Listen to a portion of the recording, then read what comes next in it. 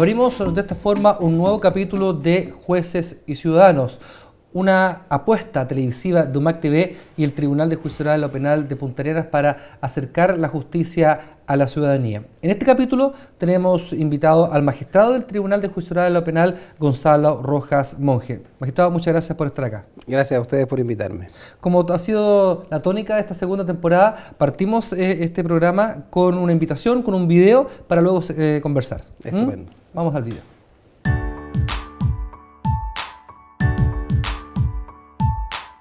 De ser dignos, de convivir con nuestras diferencias, de cuidarnos, de ser felices. Tu derecho es mi obligación. ¿Qué es esto de los derechos y deberes humanos? El 5 de septiembre pasado, Nicanor Parra, el célebre antipoeta, cumplió 100 años de vida. En el discurso pronunciado en la ceremonia de inauguración del año académico de la Universidad de Chile en 1999, en lo que además se le entregó la medalla rectoral, Parra dijo: a todo esto, ¿qué fue de los derechos humanos? Ofrezco la palabra. Mucho se habla de los derechos humanos, poco, nada casi de los deberes humanos. Primer deber, decía Parra, respetar los derechos humanos. En palabras más jurídicas, la Declaración Americana de los Derechos y Deberes del Hombre nos señala: el cumplimiento del deber de cada uno es exigencia del derecho de todos. Derechos y deberes se integran correlativamente en toda actividad social y política del hombre. Si los derechos exaltan la libertad individual, los deberes expresan la dignidad de esa libertad.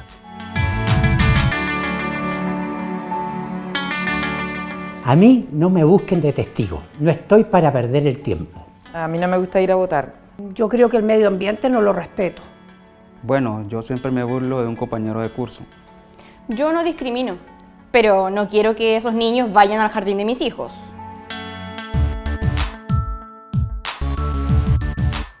El video que recién vimos, el video introductorio, nos presenta una pregunta que trataremos obviamente de responder durante esta entrevista. ¿En qué sentido, a qué nos referimos cuando en la actualidad se habla de deberes humanos? Bueno, desde un punto de vista normativo, siempre se ha hablado desde el principio de la historia humana de lo que son los derechos de las personas, de los ciudadanos primero, de los seres humanos o primigeniamente. Pero todo esto tenía una evolución en un sentido positivo, en el sentido que poco a poco se han ido reconociendo la vigencia de derechos que favorecen ya no a uno o a un grupo de personas o a un gentilicio de personas o a una raza, no, sino que a todos. Todo el ser humano, por tener la calidad de tal, tiene derecho. Pero últimamente también ha surgido lo que se llama el reconocimiento de un asunto que desde el punto de vista jurídico tiene una historia antigua, pero desde el punto de vista social y político es un poquito nuevo. Los derechos que los seres humanos exigen, los derechos fundamentales, los derechos humanos en general, tienen un correlato en que el ser humano no solamente es titular de derechos, sino que también a su vez debe cumplir con una serie de obligaciones que le son inherentes también en su calidad de ser humano. Por ejemplo, ¿de qué podemos hablar en este sentido?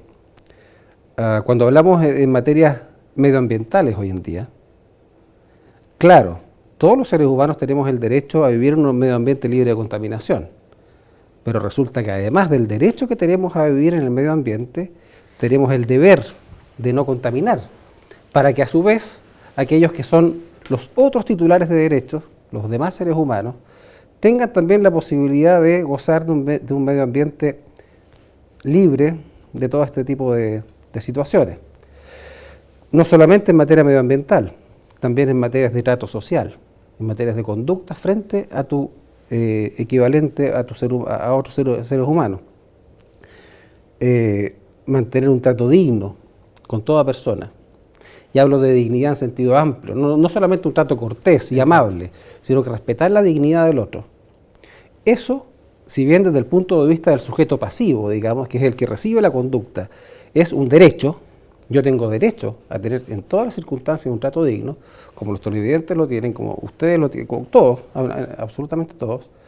Además tenemos el deber de manejarnos, de mantener un comportamiento acorde justamente con el derecho que esperamos que el otro a nosotros nos reconozca.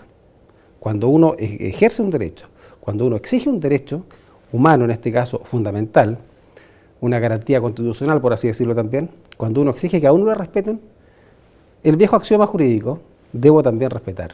Al final la relación humana es un todo, ¿cierto? En donde todos los dos actores tienen derecho también, pero también ese deber. Y son equivalentes, Claro. siempre. O sea, desde tiempos antiguos ya se ha dejado de lado aquellas circunstancias o aquellas teorías que decían que los derechos de algunos tienen más preeminencia que los derechos de otros. No, actualmente aquello no corre. Los derechos de todos los seres humanos, cualquiera, y en la situación en que ellos estén y de dónde provengan, son exactamente iguales para la ley interna de los países, pero fundamentalmente, y habría mucho que agradecer en este aspecto a lo que es la legislación internacional, o sea, a los tratados internacionales, a las convenciones, especialmente de las Naciones Unidas y después de la Segunda Guerra Mundial, 1945 y siguiente, con la Declaración de los Derechos Fundamentales de 1948, se ha ido hacia un reconocimiento universal de toda esta clase de materia. Usted nos menciona que los derechos están muy consagrados tanto a nivel nacional como internacional, pero ¿los deberes están así de consagrados y así de informados tan explícitamente? ¿O aún no? ¿O la legislación va evolucionando para allá? Va evolucionando para allá. Sin duda están a un nivel inferior. ¿Ah? Así como ha progresado, como se ha trabajado en relación al concepto de los derechos humanos, últimamente, como decía hace un rato atrás, se ha visto un avance en el sentido de reconocer también lo que son los deberes de las personas, de los seres humanos en general. Pero sí hay alguna normativa en ese sentido. Y como lo comentamos nosotros hace un rato atrás, yo le podría decir el artículo 19, número 8 de la Constitución, por ejemplo, destaca el derecho de las personas para vivir en un medio ambiente libre de contaminación. El derecho. Pero ese derecho, como también lo dijimos, también es un deber, en el sentido de que todos debemos respetarlo. Y así visto, entonces también hay una consagración, aunque más incipiente, más nueva, también se va evolucionando hacia aquello, se van consagrando. ¿Cuál es la importancia de que los países incorporen en su constitución, y no solo en las leyes, ¿cierto?, el tema de los derechos? ¿Cuál es la importancia de que Chile apruebe convenciones internacionales? ¿Cómo se lleva a la práctica eso? Porque podría sonar muy abstracto, pero está en el impacto diario de las personas. Sí. Suena como abstracto, claro, cuando uno se queda con la mentalidad que había hace 20 años atrás, claro, digamos. Pero hoy día ya no es abstracto eso, fíjate. Hoy día la legislación internacional va adquiriendo una fuerza pero tremenda, pero absolutamente contundente y en todas las legislaciones internas. Chile, nosotros nos rige una constitución de 1980, que como todos sabemos fue originada y fue creada, digamos, bajo un gobierno que no era democrático en ningún sentido. Y siendo así, aún así la constitución tenía algunas normas que se refieren al derecho internacional fundamentalmente. Cuando volvió la democracia en Chile, en los años 90 y siguientes, la Constitución fue fuertemente reformada y, entre otras reformas, se incorporó un inciso segundo al artículo 5 de la Constitución, que en resumen lo que dice este artículo es que todos aquellos tratados internacionales que digan relación con derechos fundamentales de la naturaleza humana tienen un nivel que va más allá de una ley normal. Se ha discutido, y el Tribunal Constitucional nuestro también lo ha discutido así, si tienen o no tienen un nivel constitucional. Pero por lo menos en Chile, sea como sea actualmente, las leyes o los tratados, las normas que se aprueban, incluso en materia internacional, tienen una preeminencia sobre las leyes comunes y corrientes, por decirlo de un modo así absolutamente castizo. Sí. Sí. ¿Qué significa eso, esa preeminencia? En que si yo tengo una ley que limita cierto actuar, ¿cierto?, pero esa ley misma vulnera algún derecho constitucional, ¿cierto?, está la Constitución sobre esa ley. Exactamente, ¿ya? De eso se trata. La Constitución es la ley fundamental de los Estados. En las escuelas de Derecho se nos enseña a los abogados desde primero, prácticamente, que la ley o el ordenamiento jurídico es como una pirámide, así. Entonces, en la base está todo lo que es decreto, reglamento que dicta el Poder Ejecutivo, o las municipalidades, sí, por ejemplo, los servicios públicos, etcétera. Un poquito más arriba están las leyes comunes y corrientes. Las leyes comunes y corrientes son aquellas que aprueba el Parlamento y que es en relación con una serie de materias, con cualquier materia normal u ordinaria de conocer por el Congreso de cada país. Un poquito más arriba de las leyes ordinarias hay una diferente gama de leyes, que están las de quórum calificado, leyes orgánicas constitucionales, que requieren un quórum más grande en el Congreso de los países. Y sobre todo aquello sobre todas las leyes, este es un resumen Sí, por supuesto. bastante sintético, digamos, de cómo es, pero sobre todo en el pináculo de la pirámide está la Constitución. ¿Qué significa esto? Si un decreto o un reglamento está dictado en un sentido que pueda contrariar lo que la Constitución dice, prima lo que la Constitución establece. Si una ley común y corriente se aprueba por el Congreso, pero es contraria a lo que la Constitución dice, prima la Constitución. Y esta es la gracia del artículo 5º, inciso 2º, que yo les señalaba recién, es que si una ley está contraria a lo que un tratado internacional aprobado por Chile dice, prima en Chile ahora el tratado internacional, lo que es una novedad, pero así tremenda, considerando nuestra historia jurídica, aceptar que de pronto una normativa que ha sido discutida, que ha sido tratada y que ha sido fundamentalmente concebida en el ámbito internacional pueda primar por sobre leyes internas nuestras. ¿Y para qué se hace esto? Justamente porque las leyes internacionales o las normas que se contienen en tratados internacionales, yo diría en el 90% de los casos hoy en día, dicen relación con los derechos esenciales que emanan de la naturaleza humana. Entonces, la ley internacional, los tratados, las convenciones internacionales, las declaraciones, fundamentalmente emanadas gracias al actuar de las Naciones Unidas, ¿sí?, en torno a la cual siempre se aglomeran todos los países o las organizaciones internacionales para sacar este tipo de convenciones, han hecho un trabajo impresionante, motivando a los estados para que, a su vez, dentro de las propias legislaciones, reconozcan los derechos fundamentales. Derecho a la vida, derecho a la integridad física, derecho a la integridad psíquica, ¿verdad? Todo lo que entendemos por derechos humanos, así muy en general, para que se vayan incorporando. Pero no ha quedado solamente en eso la labor de las Naciones Unidas, sino que además han propiciado puntos de vista que han sido recogidos por legislaciones latinoamericanas, como la argentina y la colombiana, que tienen constituciones aún más avanzadas que la nuestra.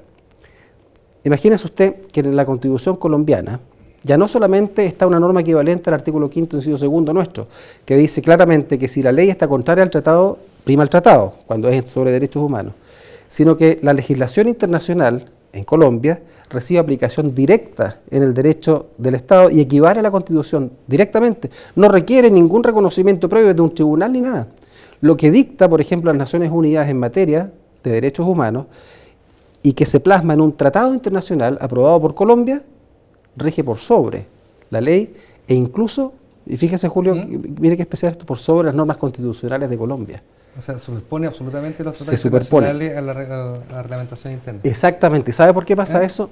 Porque justamente después de todas las calamidades que han habido, las guerras mundiales, las masacres de gente, todos los conflictos en África, sí, todo eso resulta que los estados y las organizaciones internacionales, muy especialmente las Naciones Unidas, han caído en cuenta que son situaciones que no debieran volver a repetirse jamás. Y se trata de asegurar pero realmente la vigencia de esta serie de derechos a través de, sea tratados internacionales o declaraciones fundamentales. Hay muchos tratados y convenciones contra la tortura, por ejemplo, y tratos inhumanos y degradantes, aprobados también en el ámbito americano, digamos, no solamente en las Naciones Unidas, y se trata de asegurar la vigencia de eso para que no se repitan situaciones tan tremendas como la que la humanidad ha vivido especialmente durante el siglo XX y que estamos viviendo hoy en día. Digamos, si no es cosa de pensar, hace 50 años atrás, claro, todos nosotros nos impresionamos con todas las desgracias de las guerras mundiales, pero si hoy día vamos, por ejemplo, a Siria, con lo que pasa con el Estado Islámico, vamos a Ucrania, de repente con lo que pasa con la situación de conflicto que hay ahí, vemos que no se trata de materias, no son materias de hace mucho tiempo atrás, sino que son materias absolutamente contingentes de hoy. Sí. Este programa lo que busca es educar a la ciudadanía, ¿cierto? Entregar insumos para que ellos puedan valorar y conocer más la labor de los tribunales y también sus derechos. Usted nos ha mencionado dos formatos reglamentarios, formatos de leyes muy claros. Primero, los acuerdos internacionales. Punto 1. Y también la Constitución Política del Estado de Chile.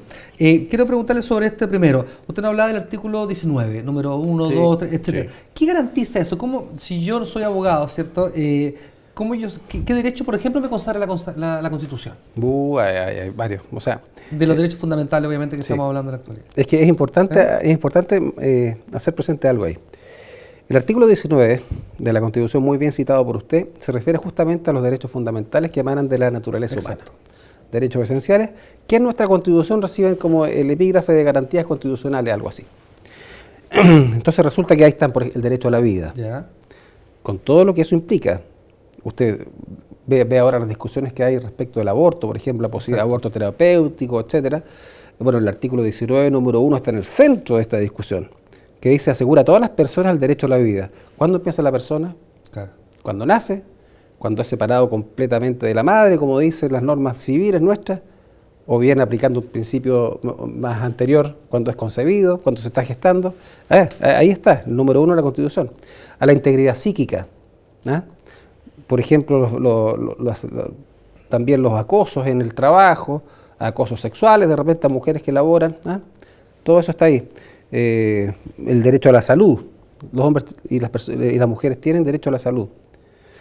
Y fíjese usted que, entre otras cosas, y esto se relaciona con lo que conversábamos recién en relación a los derechos fundamentales, ¿sí?, que son un concepto absolutamente evolutivo. O sea, todo esto va cambiando, va surgiendo, van naciendo cosas nuevas.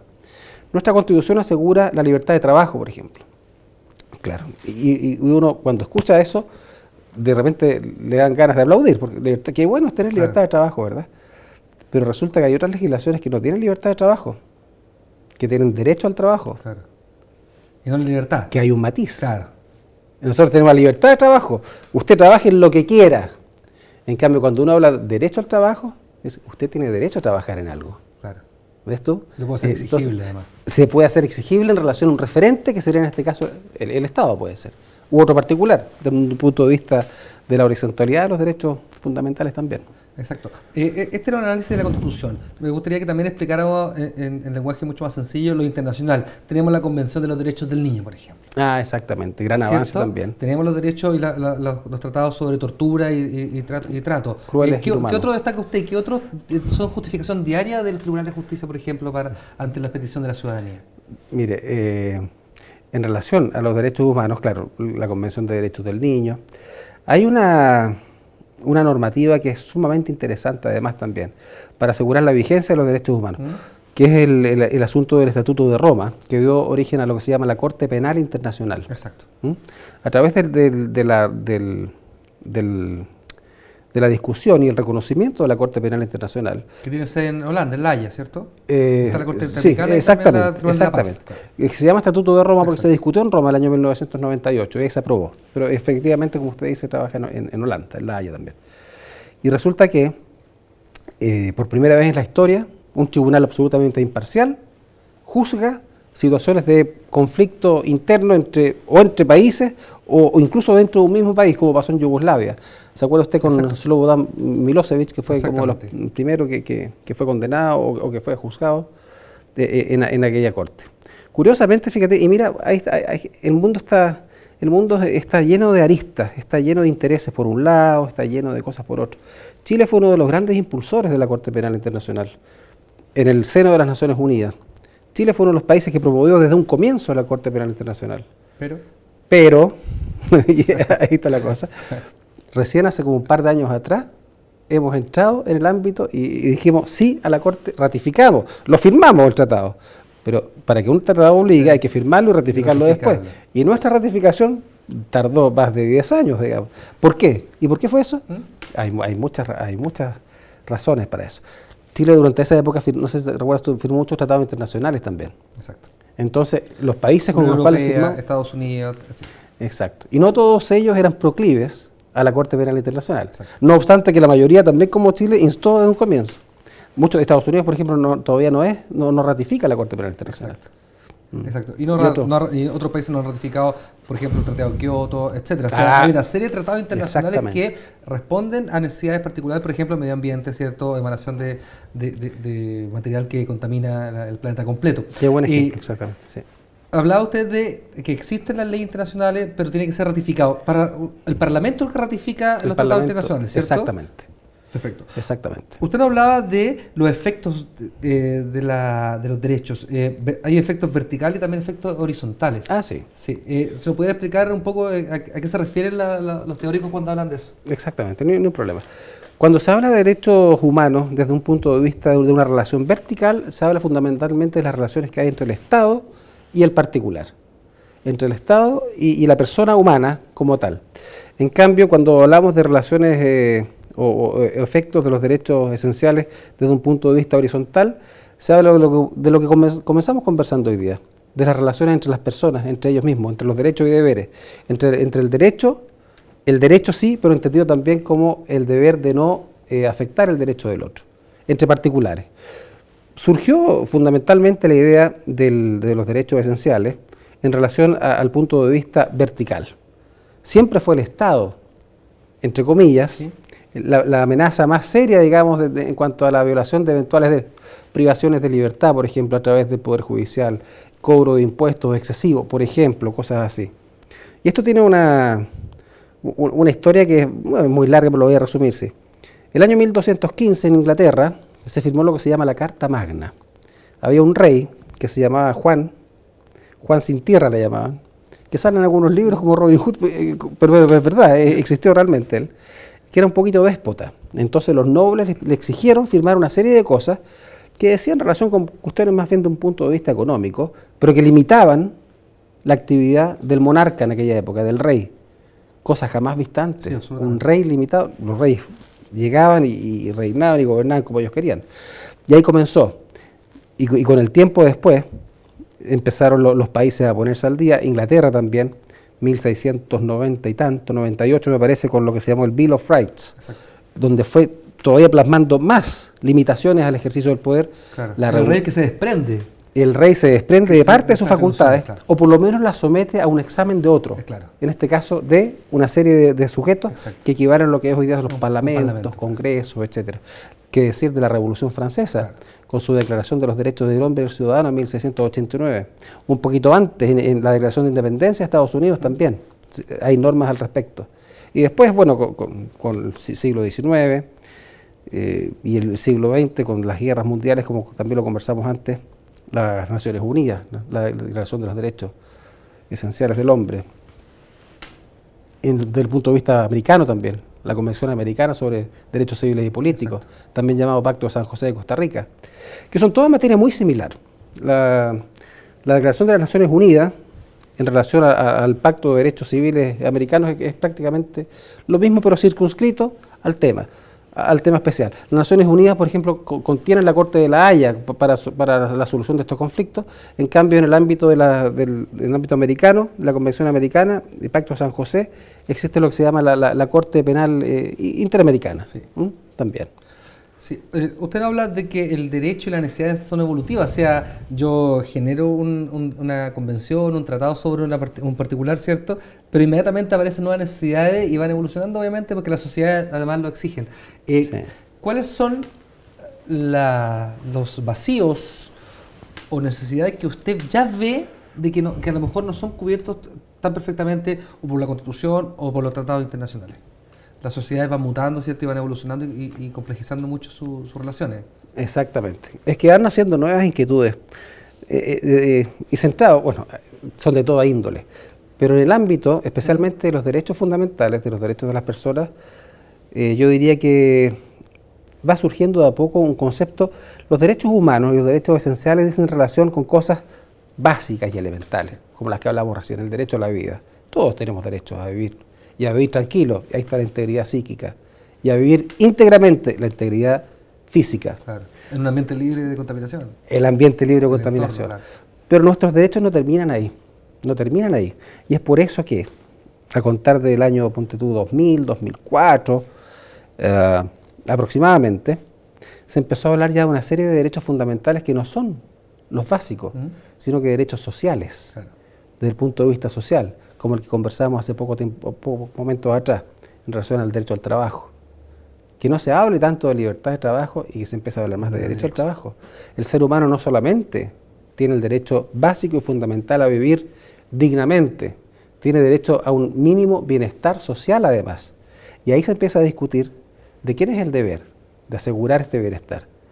¿De nosotros mismos? ¿Del Estado? ¿Del Estado y de nosotros? Pareciera que por ahí va la respuesta. Y es por eso el concepto, iba a pasar lo mismo al final, creo yo, que con el asunto de los efectos verticales y horizontales de los derechos humanos. ¿Ah? Al final somos nosotros mismos los titulares de nuestras propias obligaciones y nuestros propios derechos y nuestros propios deberes. Y en definitiva, a lo que se va a llegar, y gracias a este movimiento que le digo yo, que va siendo reconocido por legislaciones internacionales y por los países en específico también, de subir un peldaño más y pensar ya no en lo básico, sino en lo elemental y básico para que el ser humano viva, pero que viva bien también. Ese segundo grado, segunda generación, uno podría decir, por ejemplo, el comercio justo, o sea que la persona, los principal conflicto, por ejemplo, que tiene ahora no son con el Estado en cuanto a la vulneración de derechos, ¿cierto? Es con el privado. Exactamente. Por ejemplo, el rol de la superintendencia de banco, el rol de los tribunales también en las tasas de interés, no sé, me refiero a que la segunda generación de derechos tercera va apunta a eso. Justamente a eso, Julio, y por eso reciben la nomenclatura en general de derechos humanos sociales. Claro. ¿Ah? En lo que se refiere a la vida social del hombre, no solo entre seres humanos y seres humanos, sino que fundamentalmente entre autoridades también. Y el rol intercomunicador que la sociedad entera tiene. Los tribunales no funcionan encapsulados en un lugar. Tú citas la superintendencia de bancos, puede ser, por ejemplo, claro. Por ejemplo, puede ser cualquier otra institución ejecutiva, tampoco están encapsulados. Lo que uno hace en su ámbito influye, sobre todo el día de hoy, en muchos otros ámbitos también. Y de ese punto de vista, claro. O sea, es como una expansión conceptual de los conceptos básicos de derechos humanos, que la idea que subyace de todo esto es que de algún modo puedan finalmente lograr una mejor convivencia y una mejor calidad de vida de los seres humanos. Me imagino que es un desafío para el Estado también, porque al parecer se van superponiendo los organismos administrativos y jurisdiccionales para funciones similares al menos. Absolutamente. Solo como ejemplo, los recursos de protección por alza y ISAPRE. Exacto. Los tribunales dicen que al parecer no son la sede tribunal lo correspondiente a un tema administrativo que puede estar o en el Parlamento o en la superintendencia de ISAPRE. O sea, quiero decir que ya nombramos 3 organismos del Estado para un puro problema. Exacto. Pero ojo, a que desde el punto de vista de la controversia que se genera, cuando hay una controversia jurídica de intereses, cuando hay un juicio, es el Poder Judicial el llamado a intervenir en esos casos. A pesar que también hay una especie de fenómeno, un proceso que se encamina a crear una justicia especializada en ciertos ámbitos también, como en los tribunales de medio ambiente, por ejemplo, como no sé, los tribunales de cuentas en materia tributaria, como los propios tribunales aduaneros que hay ahora. Son cuestiones que antes eran resueltas por el Poder Judicial única y exclusivamente, en alguna relación, en algunos casos con impuestos internos, por ejemplo, pero que ahora hay tribunales especiales en toda esta clase de materia. Sí. Interesante conversación. La televisión tiene sus tiempos, ¿cierto? Tiene 8 capítulos esta temporada de Jueces y Ciudadanos, pero sin duda una muy interesante y lectiva entrevista. Queremos dar las gracias al magistrado Gonzalo Rojas Monge, juez del Tribunal de Juicio Oral Penal, por estar en este programa. No, muchas gracias a ustedes, saludos y hasta la próxima. Jueces y Ciudadanos, un programa que usted ve a través de UMAC TV y que se realiza en conjunto con el Tribunal de Juicio Oral en lo Penal de Punta Arenas. Nos reencontramos en un próximo capítulo. Hasta luego.